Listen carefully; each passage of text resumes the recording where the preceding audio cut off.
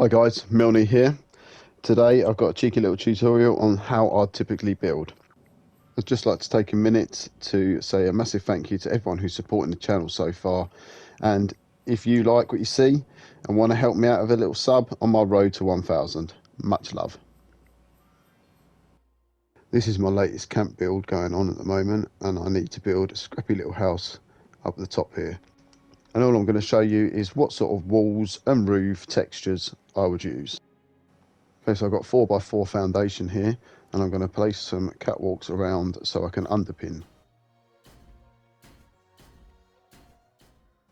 Where the foundations are high at the front, it will allow me to place them above ground, but for the rest of them, we're going to need to go underground. Just need to place some stairs so that I can fit my upper floors underground. Pick up your underground device, whichever it may be, and jump on underground.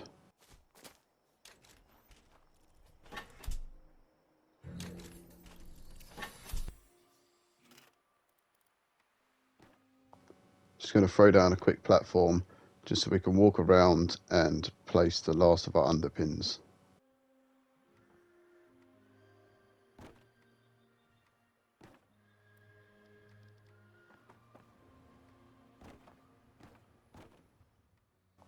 Now we're back above ground, we can get rid of all these catwalks and then start on this front corner of the house. So I've removed that foundation out of the way. Grab this genius little invention I see Uranium Fever do. It's just a flame emerge down on the mat and makes burning things on the floor so much easier.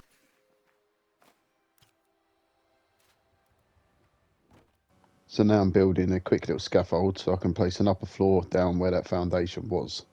I'll explain why in a second.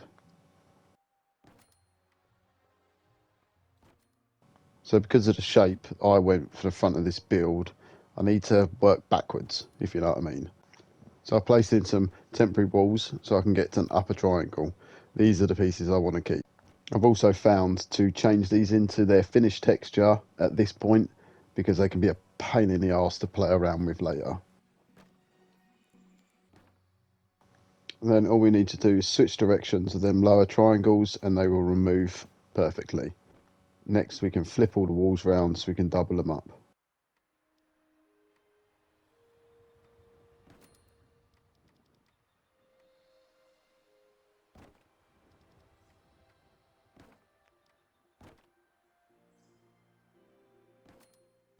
Sometimes if it doesn't want to snap, just flip the wall round to a different direction and then you'll find that it will eventually snap.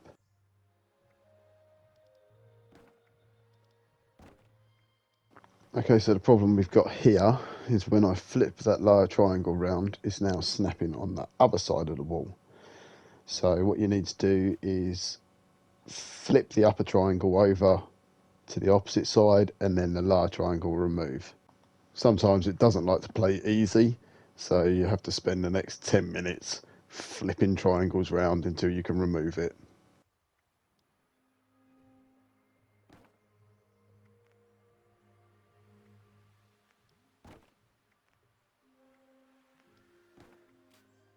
Now that you've finally got that all out, you can remove those last temporary walls and start working on the bottom. Now I've made you wait long enough, I'll explain why I've placed an upper floor down here. These slopey wall bits are a pain in the neck, and if you was to place a lower triangle on a normal foundation, they won't snap. But on an upper foundation, they will snap. Once again, them upper triangles are being a problem, so you just need to flip them round until it will all snap.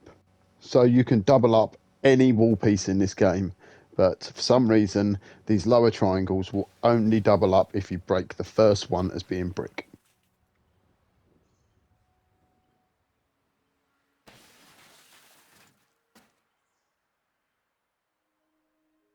So with all that bit done, we can now get rid of this temporary floor because it's no longer needed and place our foundation back in.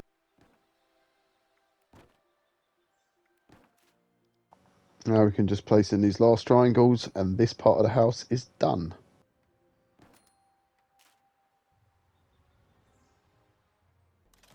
Now that's the hardest part of the build done. I'll quickly repair it and see what we got.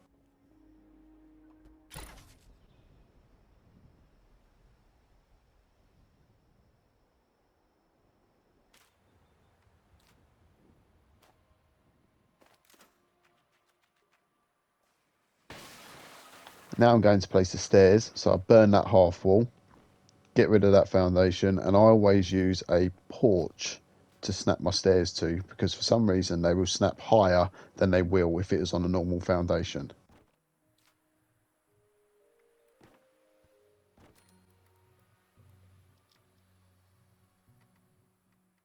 Now we've got the temporary scaffolding out again, we're going to build the top part of the build. You'll have to do it this way because them stupid little upper triangle pieces won't support a wall. And the only way to get round that would have been to place these upper walls first.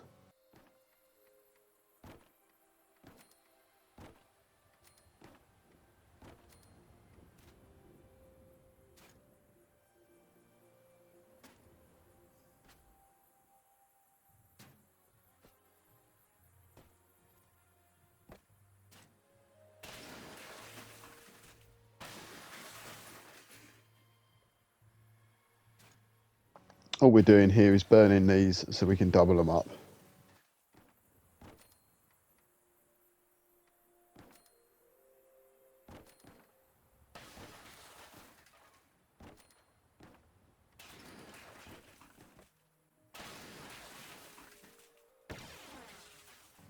And with that all being destroyed, you can get rid of this temporary scaffold.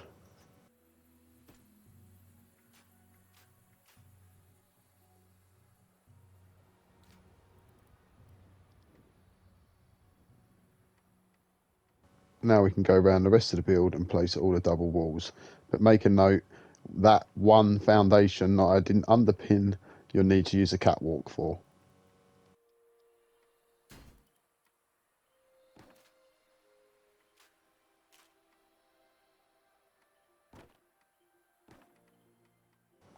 I always make all my builds using the barn pack because it saves trolling through loads of different textures. Some textures can be a bit of a pain to double up against each other.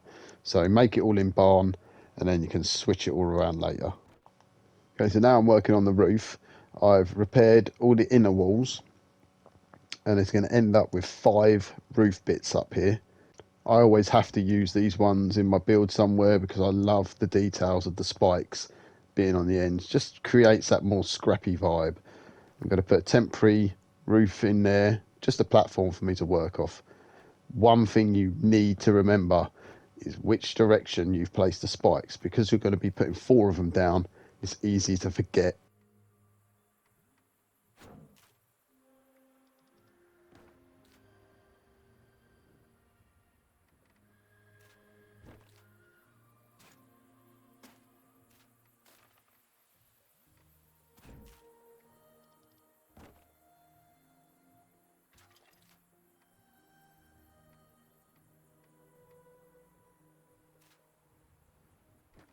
When placing this last one, you're going to need to move your platform out of the way.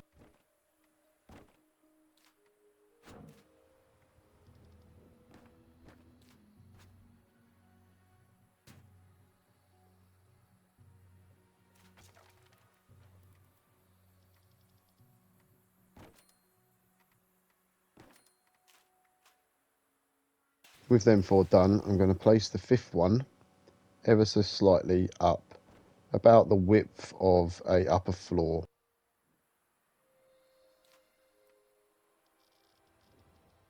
Go ahead and post some walls on that and then send some roofs towards the build.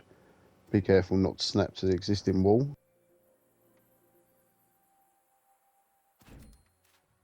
Then you can go ahead and break the tie to the roof and delete all of that.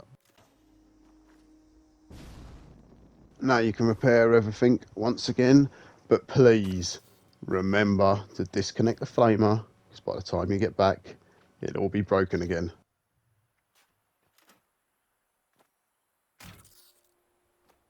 So now we've repaired for the second time, we can change all the roofs to their final texture.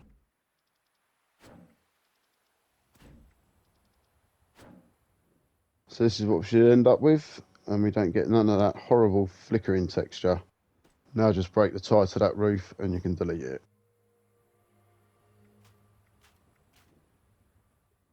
Now for the next lot of roofs, I like to use these ones here. I can never remember what this pack's called, but I love the fact that they have that sort of overhang of foliage. Just adds to the whole theme of it being there for a very long time.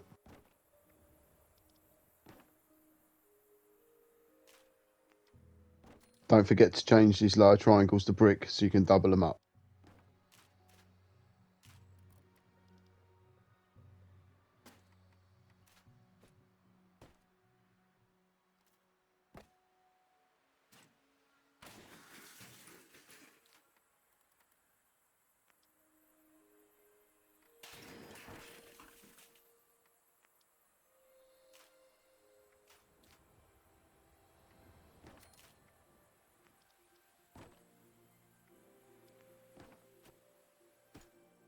So hopefully at this point you should have something looking very similar to this.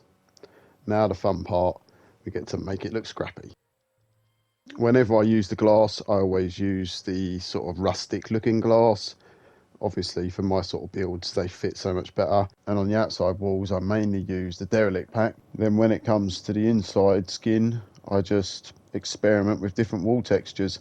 I mainly use the standard wood and the standard tin. I don't use a lot of the brick textures, it's mainly the wooden ones, and then I will try to choose things like the haunted house pack instead of the contemporary set. I just feel it's a bit too clean, the contemporary one, unless you build the overseer's camp, which I've done a video on. Sorry, back to where he was.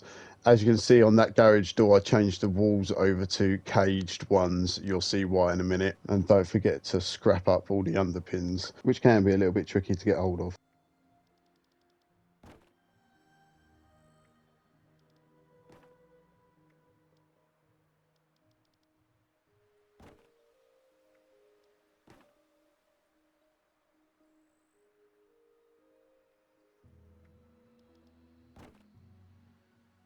Okay, now the outside's looking nice and scrappy. Let's move on inside. And like I've said before, just mix and match everything inside. See which ones look good. Just keep popping outside.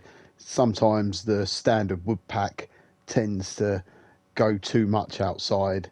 So it's all a question of figuring out which ones you like where, messing about with it really. I always change my triangles to that pack that I can't remember because of the foliage again. Leaves it hanging down, just makes the place look overgrown. You can also add to all of this by using the wall vines if you've got them. Also you can throw a load of brambles all around the base of the build and just random junk. With these lower half walls, don't bother changing them. I forgot to delete them, but I will in a minute.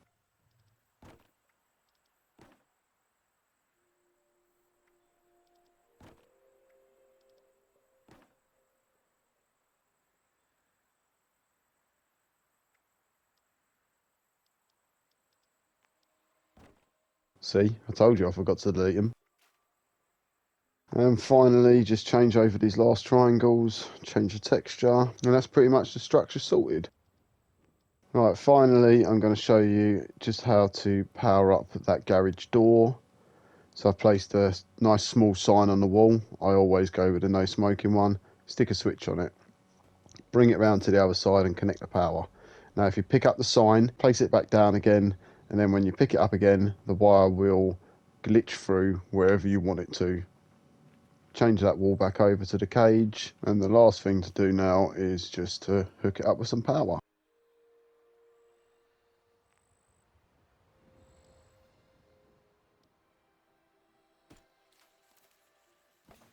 And there you go, the garage door is powered with a switch inside the camp. So at the end of this, you should end up with something looking a little bit like this. And if you're at all interested in seeing how I end up decorating it, please make sure you check out my new build very soon. Other than that, all that's left to say is happy building.